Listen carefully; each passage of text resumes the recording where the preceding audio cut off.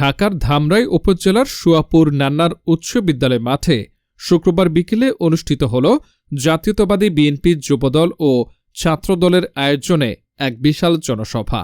এই জনসভায় Suapur union BNP Jubodal ও ছাত্রদলের উদ্যোগে হাজারো নেতাকর্মী অংশগ্রহণ করেন। জনসভা থেকে দলের নেতাকর্মীরা এর আদর্শ ও জাতীয় চেতনাকে সামনে রেখে ভবিষ্যৎ রাজনৈতিক কর্মসূচি বাস্তবায়নের দৃঢ় সংকল্প প্রকাশ করেন। এই জনসভায় সভাপতিত্ব করেন ধামরাই উপজেলা কৃষক দলের সাবেক সভাপতি মোহাম্মদ ওবায়দুল্লাহ খান। প্রধান অতিথি হিসেবে উপস্থিত ছিলেন ঢাকা জেলা যুবদলের সভাপতি ইয়াসিন ফেরদৌস মুরাদ।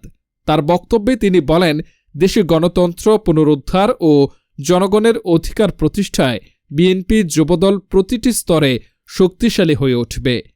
বিশেষ অতিথি হিসেবে উপস্থিত ছিলেন ধামরাই উপজেলা বিএনপির সাবেক সাধারণ সম্পাদক অধ্যক্ষ এম.এ. জলিল, ঢাকা জেলা মহিলা যুবদলের সাবিনা ইয়াসমিন এবং সাবেক সহসভাপতি ঢাকা জেলা যুবদলের ইবাদুল হক জাহিদ।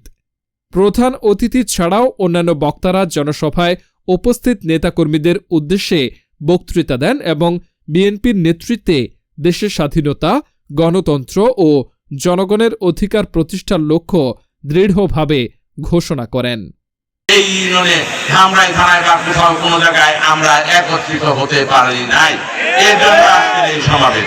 সম্মানিত নেতৃবৃন্দ, আমরা প্রত্যেকেই যদি কারণে মামলা হয়েছে, পাগলপাড়া হয়ে গেছে, কিভাবে জামিন করা যায়, যদি গ্রেফতার হয়েছে, জেলখানায় গেছে, কিভাবে ভালো থাকবে, উপজেলার সফল সাবেক সভাপতি, ঢাকা জেলা যুবদলের সংগ্রামী সভাপতি আসাফের বাজন রেকর্ড সংখ্যক ভোট পেয়ে ইনশাআল্লাহ বাংলাদেশের এমপি হবে।